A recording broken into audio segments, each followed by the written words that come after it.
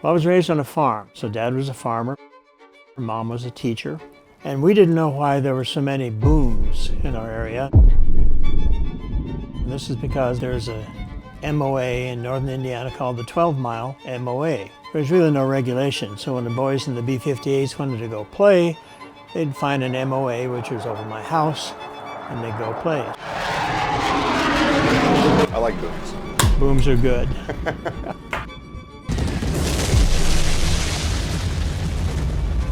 How did this all start? Called up my dad and said, "Hey Dad, I'm going to be a doctor." He said, "That's good." That was all the emotion there was. Medical school, finished that, and then I did my internship and residency at the Methodist Hospital in Indianapolis. It was at that time the third largest hospital in the United States. And we saw everything. Heart transplants, open heart surgeries there. If it happened to people, we would see it.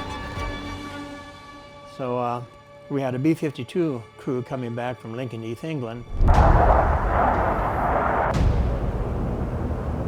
And on the way back down from altitude, the navigator could not clear his ears, and he was suffering a lot. So they went back up and called to speak to the flight surgeon, who got on the phone, and I said, "What do we do with this fella?" And they'd already gone through, it turns out, the correct procedures, but it didn't work. So our flight surgeon, being young and not having a whole bunch of better ideas, said, "I want you to put your mouth over his and blow real hard." How'd that work out? Well, the radio went blank, and after 3 or 4 minutes, Matt came back on and said, "Thank you, sir, he's feeling much better." Holy shit. I was supposed to go to a teaching billet in Washington, D.C., and 1 week before I was to ship out, they decided they needed an intensive care doctor in northern Maine. There was a B-52 base called Loring Air Force Base. Air Force was fun. We had 15,000 troops. We had a hospital, intensive care unit, and we were housed in what was formerly the World War II barracks, and our neighbors were the B-52 KC-135 pilots. We would tell them pilot jokes, and they would tell us doctor jokes. I was in charge of the hospital at one point, and I was walking down toward the emergency room, and there was a military policeman who said, "Sir, you can't go down here."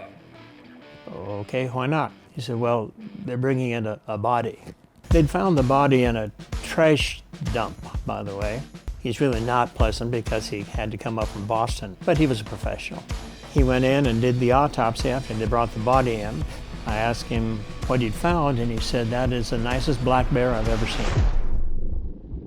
The black bear had been scavenging for food in the trash dump, either got shot or died there, and the police thought it had to be a body. It kind of looked like a body. Part of being a physician is seeing people take their last breath, seeing people in the worst possible shape, horrible trauma. How do you handle that emotionally? Do you feel you're desensitized? Not as much as I'd like to be. I don't know how many dead people I've seen or dying, but a lot.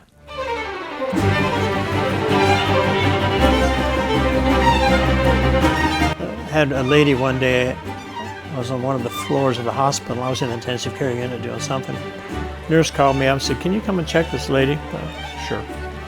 So I went over, and she was in her late 80s. So I walk in, and she's looking at the corner where the wall joins the ceiling, and she said, "I have to go."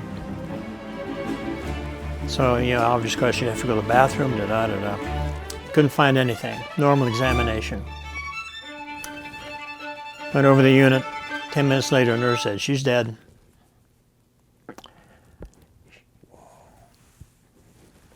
She saw something.